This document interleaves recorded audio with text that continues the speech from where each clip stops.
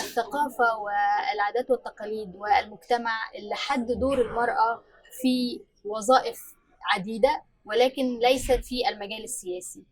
ولذلك أنا أرى أن يجب أن ندعم وجود المرأة في مجال السياسة من خلال أدوات وآليات مختلفة، منها التشريعات. على سبيل المثال، فمثلا في مصر زادت نسبة التمثيل للمرأة في البرلمان، ووضعت 25% في الدستور، وحاليا احنا 27% في الواقع. وده معناه ان احنا زدنا عن نسبة التمثيل اللي موجودة في الدستور المصري.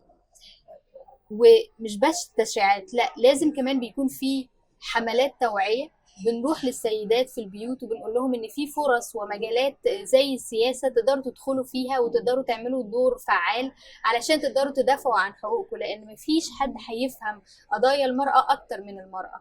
وبالتالي احنا محتاجين نشوف سيدات كتير في المجال السياسي وفي البرلماني على الخصوص.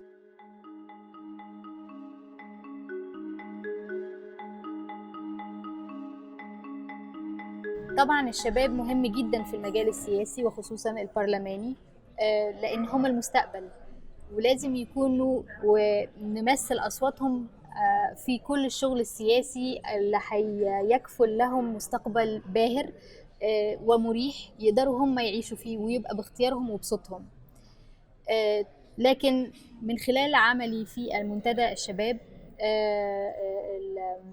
الحقيقة لقينا ان العالم كله في 2.5% تمثيل شبابي في البرلمانات، ودي نسبة قليلة جدا.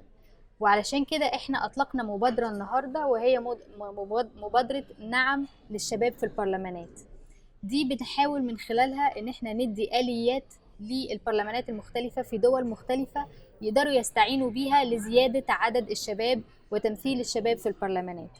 منها أداة زي الكوتا، يبقى في نسبة تمثيل ليهم في القوانين وعدد مقاعد معينة ياخدوا فيها الشباب. يعملوا حملات توعية، يعملوا لما يدخل شباب جوه البرلمان يدربوهم علشان لما يتدربوا ويقدروا يأدوا كويس يشجعوا شباب تانيين ان هم يدخلوا ويعملوا اثر، والدولة نفسها تحس باثرهم وتحس بان هم ليهم دور فعال فعلا في المجال السياسي، وغيرها من الادوات اللي ممكن فعلا تساعد وتشجع شباب كتير ان هو يدخل البرلمان والحياة السياسية.